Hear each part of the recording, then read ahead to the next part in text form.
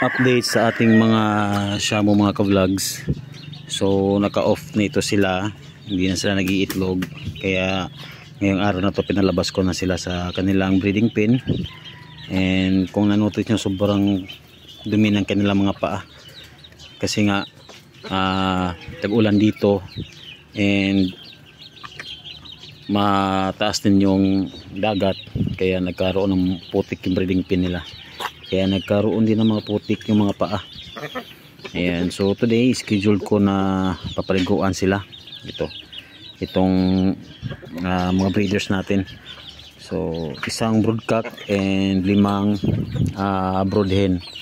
And ngayon mga ka-vlogs is yung isang brood hen natin is nakasuga na rin yan.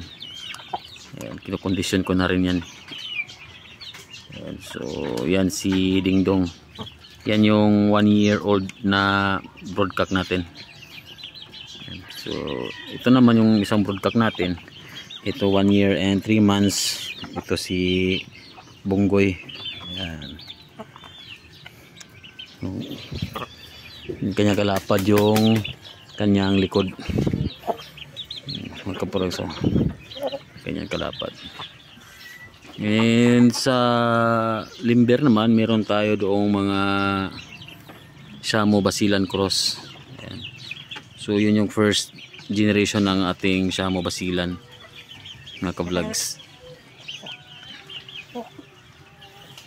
And kahapon lang is nakapag-invest ulit tayo ng isa pang future breeder natin, gagawin nating brood hen. Nag-acquire tayo ng kanaway, yung white kanaway, kasi dalawang klase yung kanaway, kasi yung maraming itim, yung consider as dirty kanaway. Yung na-acquire natin is yung white kanaway na i-breed natin sa ating mga broodcock dito. And broodcock natin pala mga ka-vlogs is dumpo. Yan, mga dumpo yan, dumpo strain. Yan, tangkad niya mga ka-vlogs. Ito din yung isa nating broodcock natin na si Bunggoy. Yan, big head yan. Yung mga broodhen natin. Ito sila mga ka-vlogs, meron na silang mga sisiw. So papasilip ko sa inyo mga ka-vlogs yung sisiw nila. Ito din yung F1 natin. Ayan. Ayan.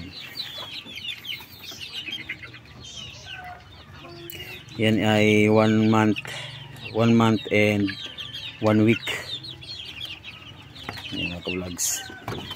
And may mga 3 weeks old din tayo dito. Ayan, mga 3 weeks old natin yan mga ka-vlogs. Marami din yan sa loob.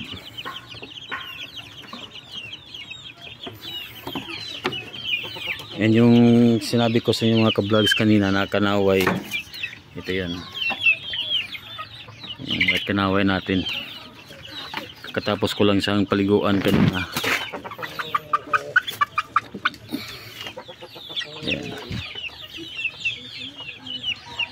Yung kanaway natin na running 2 months old.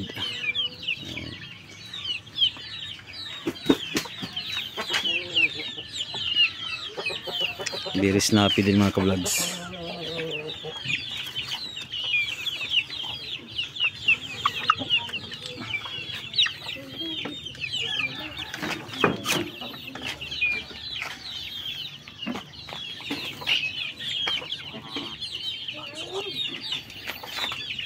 Ito naman si Dingdong, ang isa nating broodcock.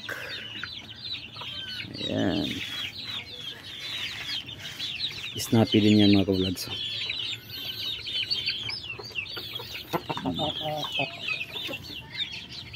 Pearl eye,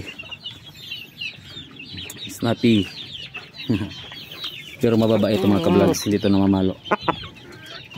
Yung mga alaga natin hindi yan namamalo.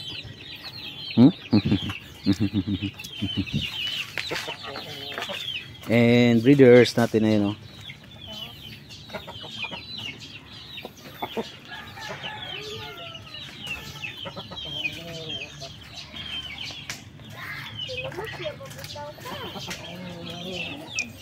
So yan yung update sa ating Shamu mga ka-vlogs.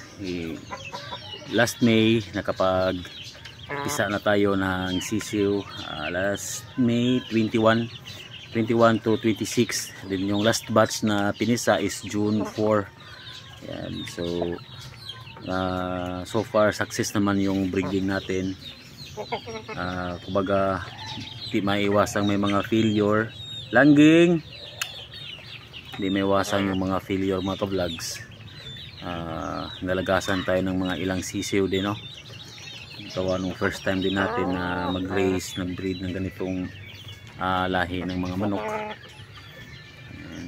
Kailangan talaga yung atensyon, oras, saka saktong nutrisyon sa kanilang mga katawan. So hoping this second breeding season is 100% na yung mortality rate ng ating mga sisiw.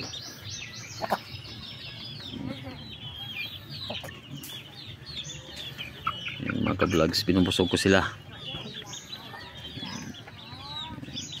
para mamaya gagala na lang yan mamaya. And itinali ko si Bunggoy kasi nga mag-aaway silang dalawa ni Dingdong pag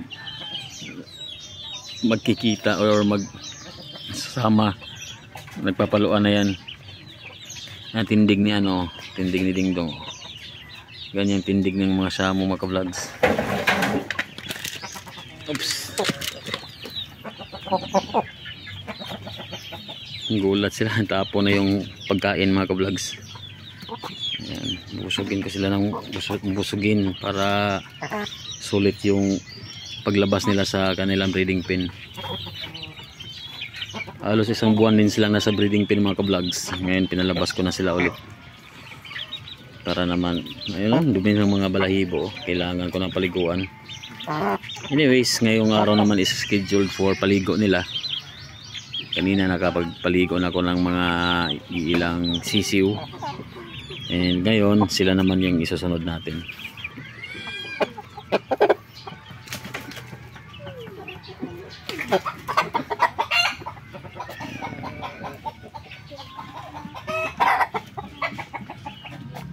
Ayan, may gold tayo mga ka-vlogs. Oh. Ito, gold. Meron din niyang offspring. Mga mukha nito, para mga dinosaur. So hanggang sa muli mga ka-vlogs, gagawa pa ko ng mga update, mga vlog tungkol sa ating Shamu, sa pag-Shamu natin dito sa ating yard.